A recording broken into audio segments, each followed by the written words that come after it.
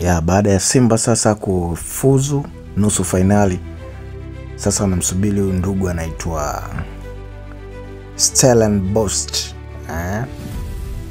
Huyu ni mpinzani wa Simba ambaye atafanya naye nusu finali CAF mwaka 2025.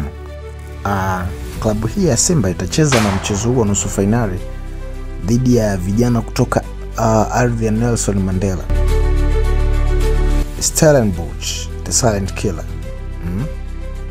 Stellenbosch ni timu ambayo iko vizuri pia, sababu katika ukiangalia mechi zake ambazo zimecheza imewahi kumpiga Mwarabu ambaye ni Zamalek, na walikuwa bora sana katika huo msimu, kama tukiangalia Zamalek jinsi ambavyo wanafanya vizuri, na wakapewa nafasi ya kufika hatua ya finali, lakini mambo yamekwamia mbele ya Stellenbosch.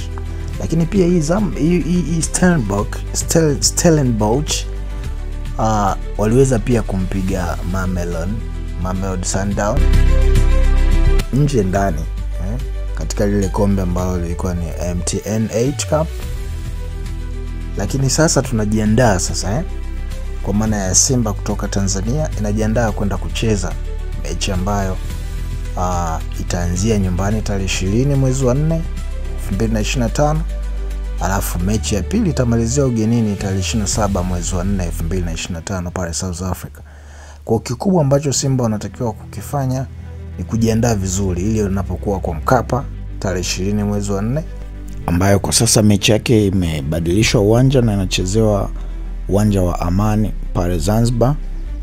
Huyu ndugu asiweze kuchomoka, na tukienda kwao tarehe 27 tuweze kufanya vizuri.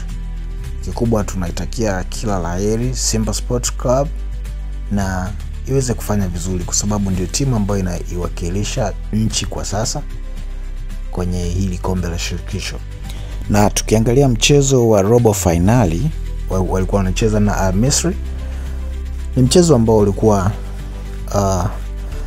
Simba walikuwa wanapaswa wafunge goli zaidi ya 3, na tumeona wamekwenda mpaka kufika mwisho wa dakika 90 wakiwa na goli 2 kwa sifuri, ambao sasa ikawa imepelekea kuwa ni kama draw, kwa sababu Simba walipokuwa wameenda kwao waliweza kufungwa goli 2, na hapo walipokuja nao wamefunga goli 2. Kwa hiyo imekuwa ni kama sare ambayo ilipelekea waende kwenye penalty, na hii ikapelekea sasa kwenye penalty Simba kufuzu na kuingia hatua ya nusu finali. Kwa kikubwa ambacho tunakiombea kwa Simba ni mafanikio ya kuwakilisha vizuri Tanzania. So ulikuwa na mimi Francis Tweve, and this is Lomoli Image. Ciao.